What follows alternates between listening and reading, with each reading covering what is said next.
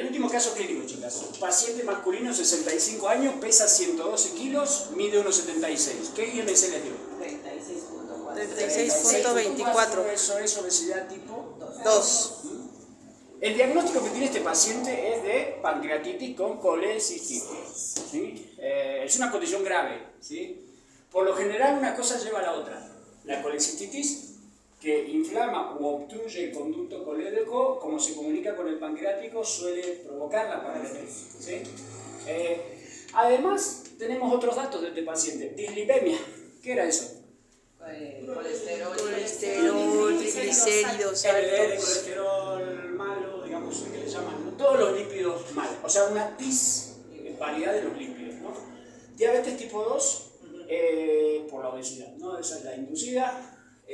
Prehipertensión, ¿de qué valores hablamos? Para una prehipertensión. 140 ya es hipertensión según la OMS. 130, 139, sí, y 80 a 80, Si es más, es menos. 85, prehipertensión, ¿sí? Si después 85 a 90, bueno, ahí ya cambiaban los valores, ¿sí? Pero es prehipertensión todavía. No, perdón, a 89, tienes razón. 89, de 85 a 89, sí.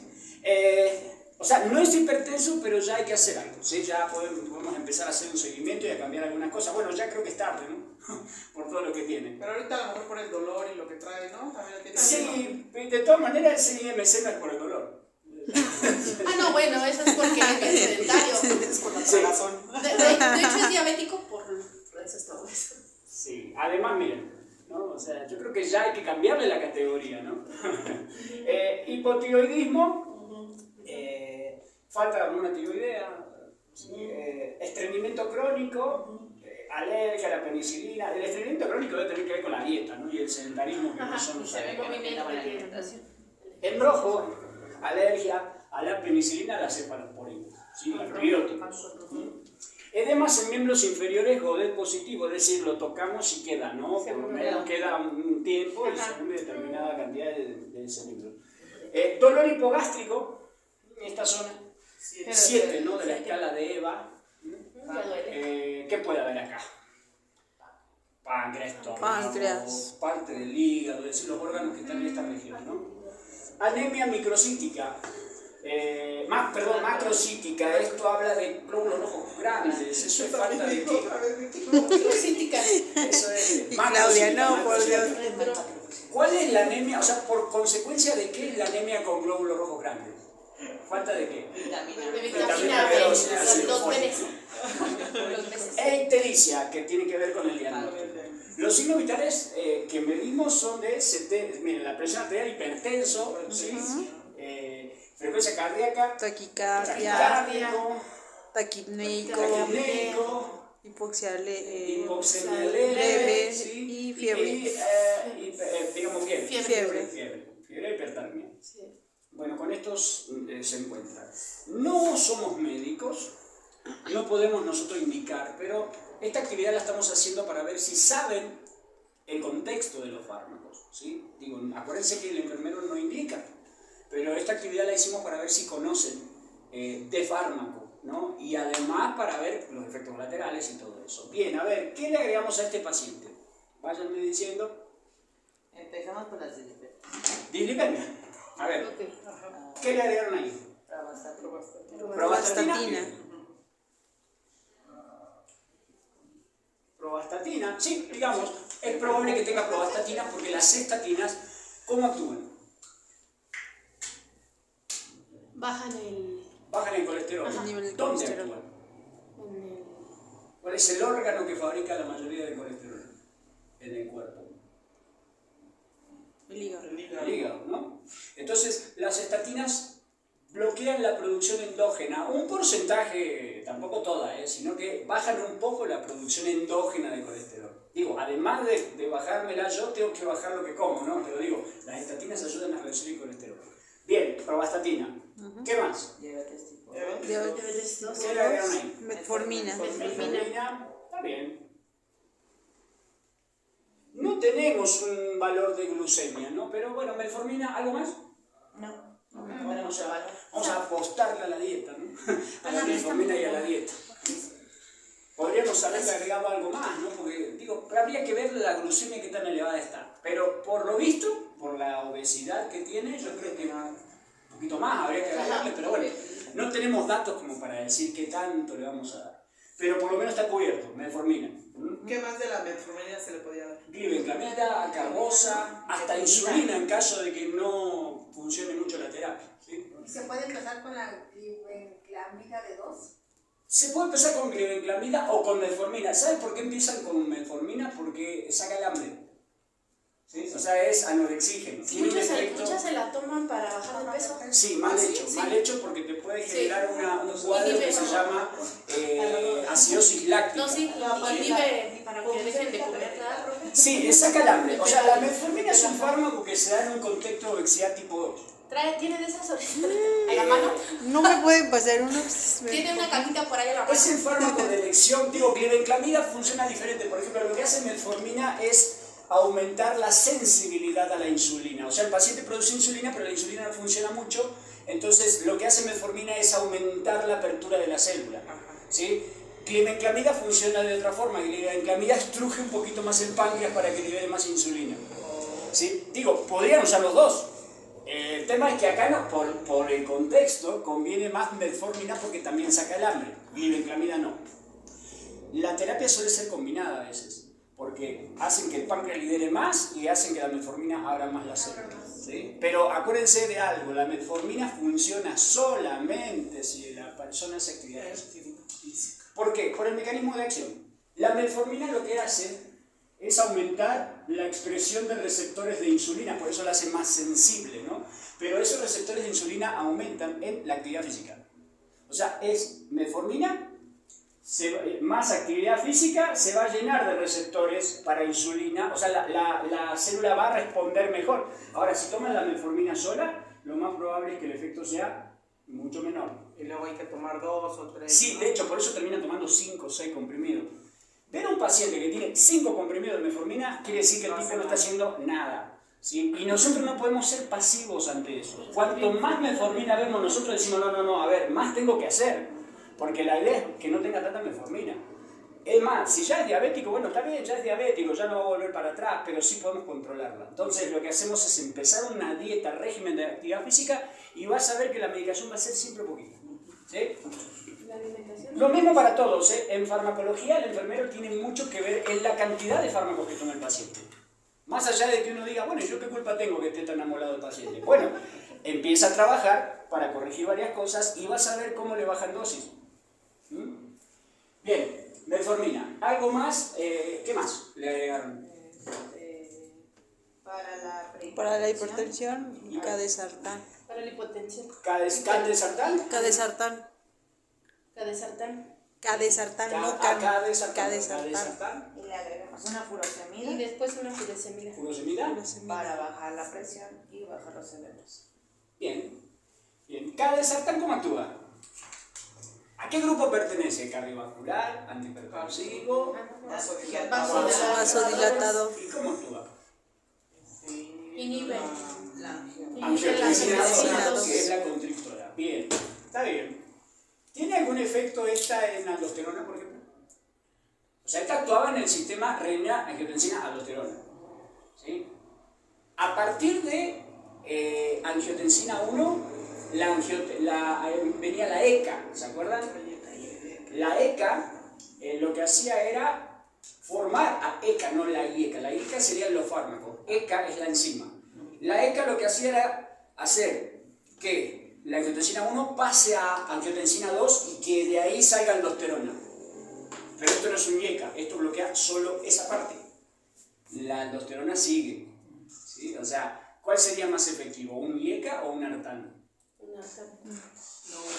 Un IECA, porque bloquea las dos, bloquea aldosterona y bloquea, ¿sí? Pero bueno, está bien, empezamos con mandesartán y una furosemida. A ver, la furosemida se la dan ¿para qué? Para los edemas. Para bajar la presión. Y para bajar la presión, exactamente, muy bien, muy bien. Inyectable, de hecho, habría que darlo ya, ¿verdad? Sí. Porque está muy alta la presión, te puede ser una crisis hipertensiva. De hecho, si sacamos la PAM y está en 120. riesgo la a corto diferencial plazo. está en 90. Muy bien, o Corto sea que plazo. si se rompe un vaso sanguíneo se va a inundar. Muy bien, muy buena valoración. ¿Sí? Está bien, ves que tienen que usar todo, chicas. ¿Sí? Digo, no somos médicos para indicar, pero sí entendemos perfectamente cómo están funcionando esto. Y qué debería tener y qué no debería tener, y si es poco o es mucho, o si hay que consultar con el médico a ver si le suben o le bajan. Eso tienen que manejarlo bien, ¿sí? Bien, candesartán me sabe a poco, pero por ahora lo estamos controlando para la crisis que tiene. Ya veremos después si le dejamos, en vez de furo, una tiacida, que era el que se utilizaba para mantener. ¿sí? Una dufla, ¿no? Bien, hasta ahí estamos bien. ¿Qué más?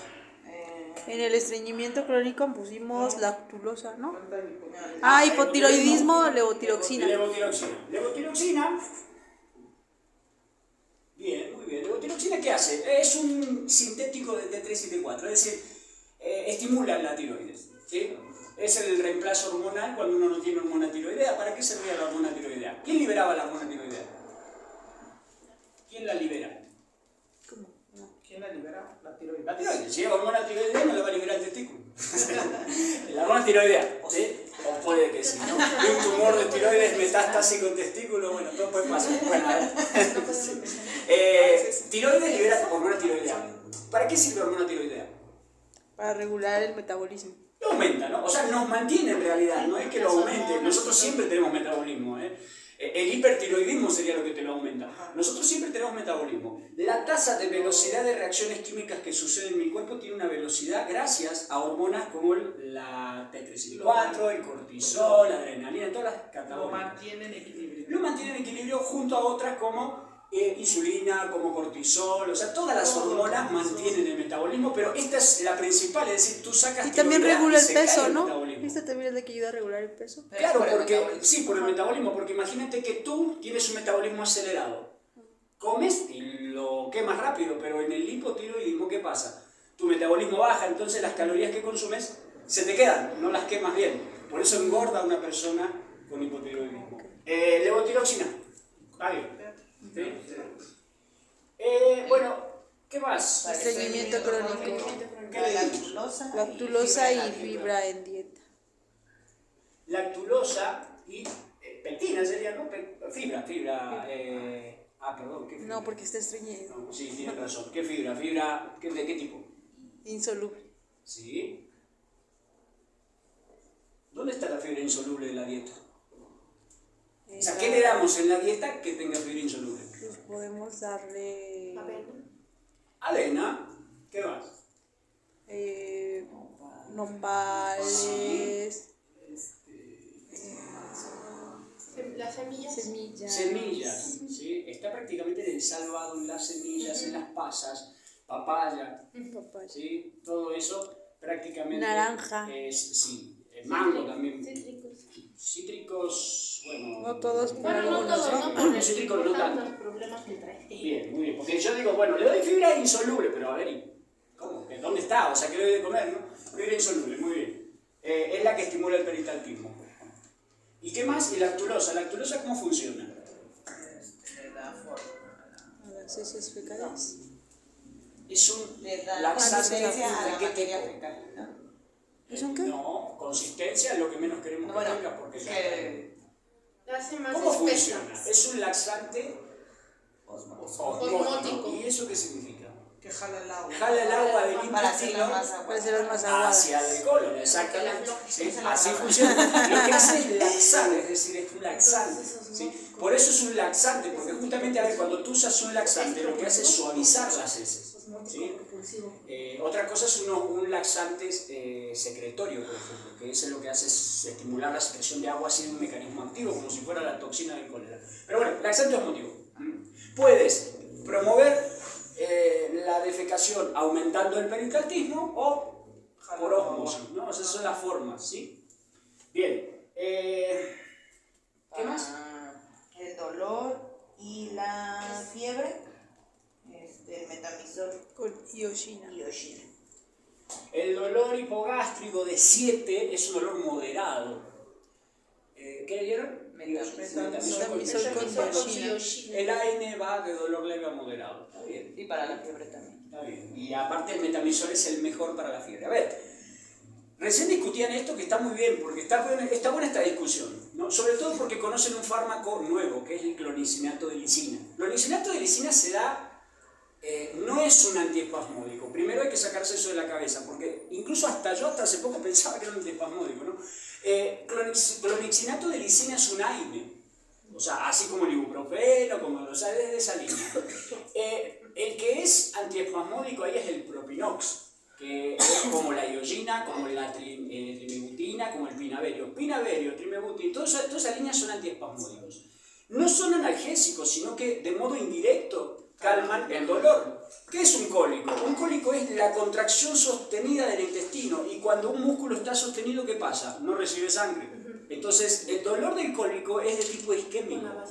¿Sí? O sea, ¿por qué? Porque el intestino no tiene fibras nerviosas, no tiene sensibilidad. Por eso cuando vimos estomas, dijimos que uno puede tocar el estómago y no lo siente fácilmente. O sea, la manera en que duele el intestino es ¿por qué? Porque se contrae fuertemente y al no recibir sangre, porque cuando un músculo está contraído empieza a doler, si no hagan la prueba, ¿no? Contraigan el brazo y déjenlo contraído, algo empieza a doler, es porque no le llega sangre. Entonces, el intestino se contrae, ni le llega sangre, ni quita desechos ese tejido y empieza a doler. Pero como es músculo liso que yo no puedo controlar, me tengo que aguantar, me llevo a retorcer. Entonces, ¿qué hacemos ahí? Damos un antiespasmódico. El antiespasmódico, o sea, un antagonista de M3. Al abrir el intestino ya circula la sangre y se te va el dolor, pero no es analgésico. Hay veces que vas a usar antiespasmódicos, pero hay veces que tienes que usar analgésicos antiinflamatorios, porque además del cólico hay inflamación. Entonces, si tú das un espasmódico cuando hay una inflamación, no va a funcionar mucho. Te va a sacar un poquito el dolor, pero va a quedar el dolor inflamatorio. Por eso vienen las combinaciones, ¿sí? Lisina y iogina, ¿sí? Pinaverio. Por eso es que la mayoría de las veces vienen así, ¿sí? ¿Se entiende? Entonces depende del contexto. Este paciente tiene una pancreatitis colecistitis. Yo creo que hay que usar el doble, hay que usar un AINE y hay que usar un antiespasmódico al mismo tiempo, ¿sí? Dos combinados. Entonces, aquí, ¿qué hicimos nosotros? Fue poner muy bien las dos selecciones, solo que la lisina se quedaría corta para la fiebre, pero sí sirve para el dolor. Digo, pero lo que estaban debatiendo, ¿no? Sí sirve la iogina, la lisina, pero se queda corta con la fiebre. Es decir, si el tipo hubiese tenido un poco menos, la lisina venía bien. Porque ¿saben cuál es el problema, digo, del metamisol? Acá viene bien el metamisol también porque te baja la presión. Pero en otro paciente que ha tenido diarrea, que ha tenido vómito y que está con la presión baja, el metamisol como que le tienes que tener cuidado. Ahí iría lisina. ¿Se entiende? Esa es la elección que suelen hacer. Bueno, está bien, metamisol con iogina. Eso fue para él. Ajá. En mi país metamisol se llama dipirona, digo por si alguien después ve el video. Sería dipirona con iogina, es típico, ¿no? Bien, metamisol es un excelente antifebril, es muy analgésico, ¿sí? Y es muy antiinflamatorio. Y además, de todos los AINES que existen, es el que menos le pega a órganos como el hígado y demás, ¿sí? Si yo le diera paracetamol a este paciente, sí bajaría la fiebre, pero no es antiinflamatorio y le pegaría al hígado. Entonces no sería el correcto ese. ¿Sí? No, porque tiene la pancreatitis. Sí, además un ibuprofeno, un naproxeno sería gastrolesivo, tampoco. ¿Sí? Y ni hablar del efecto anticoagulante. Porque si este paciente llega a complicarse con una hepatitis, o el hígado ya se está complicando con ese cuadro, lo más probable es que tampoco coagule. ¿Sí? Lo que menos quiero es darle una pirosis asociada a todo este cuadro o una hemorragia digestiva, ¿no? Bien. La diferencial la tiene 90 también. La diferencial la tiene 90. Claro, se vacía. Imagínate, ven, todas esas cuestiones hay que tenerlas en cuenta, chicas. ¿Ven? Esos son fundamentos de la profesión. Yo no doy algo porque lo doy o porque me dijeron, sino porque yo tengo todas las armas para decirte a ti por qué lo di. ¿Sí? A lo mejor, aún con todas las armas, está equivocado, pero por lo menos va a poder dar pelea. ¿Sí?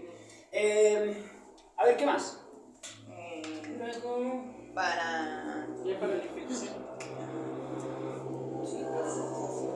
¿Sí? Ciprofloxacino intravenoso. A ver, dejemos un ratito este. Vamos a ver, para la anemia, ¿qué dieron? Complejo B, todo lo que es el complejo B. los bebés. Complejo B. ¿Complejo B todo?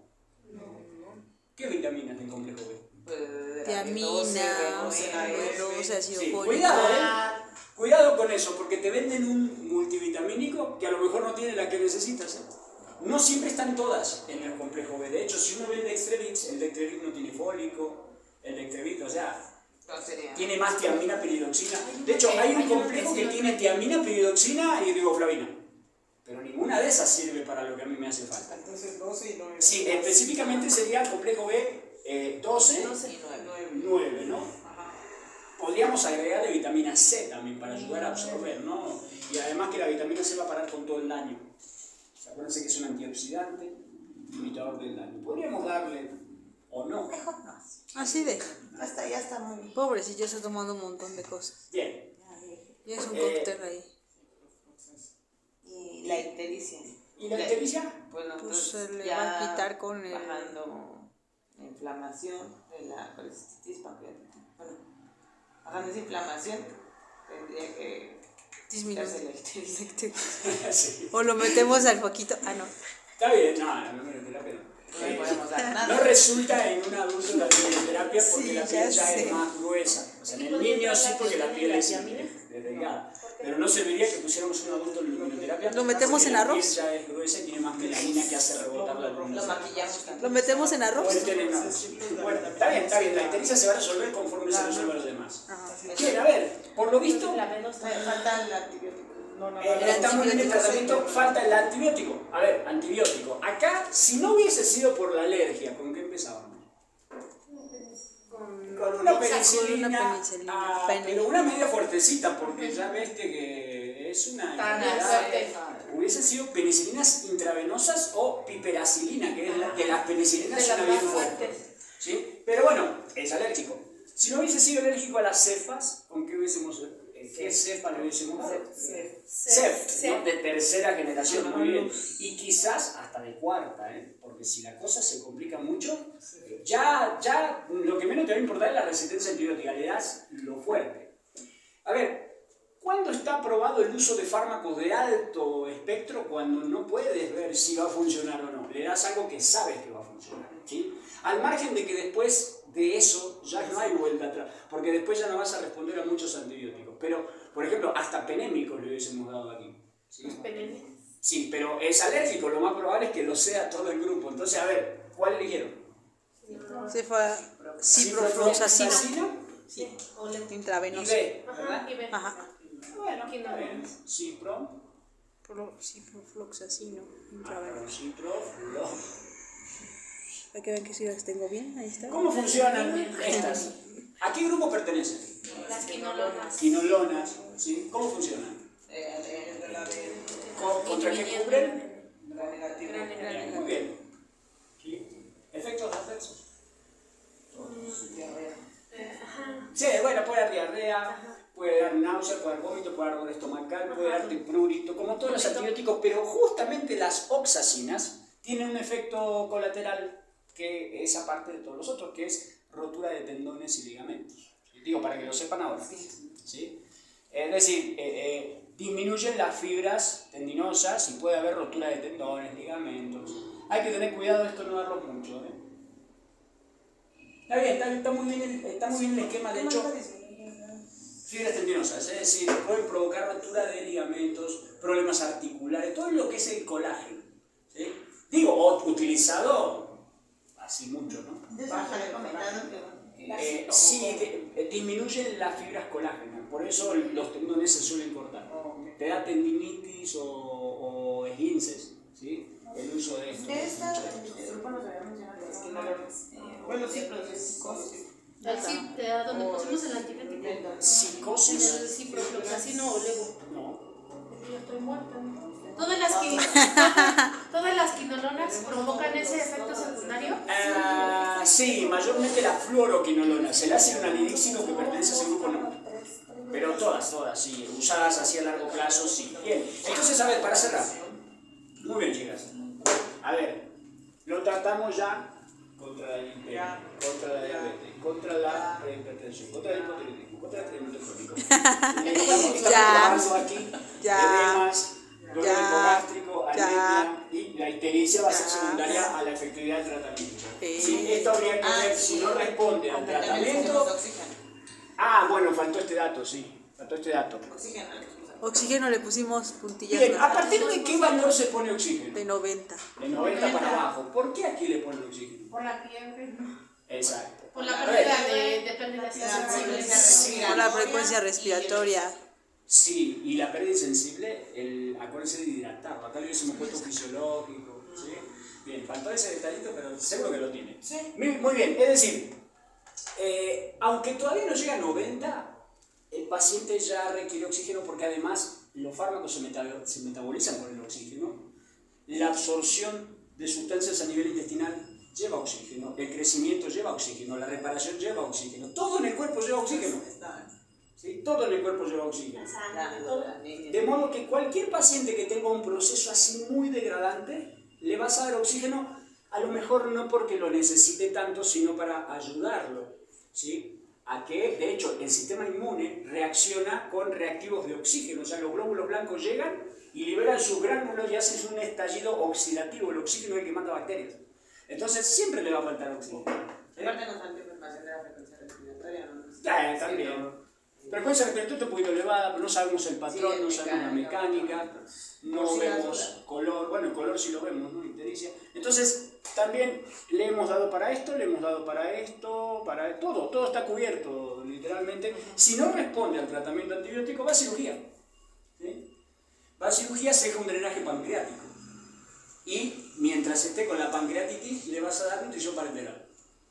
Porque una de las indicaciones para no dar nada por boca es que el páncreas ni se mueva, es decir, ayuno y nutrición parenteral si fuera que el ayuno se te va de la mano. Controlando glucemia, ¿no? Todo el tiempo. Con dextrosa, jarma, es decir, todos los minerales. Y es un caso bastante complejo, pero sí más o menos saben dónde están paradas. Muy bien, listo. ¿Listo? Vamos a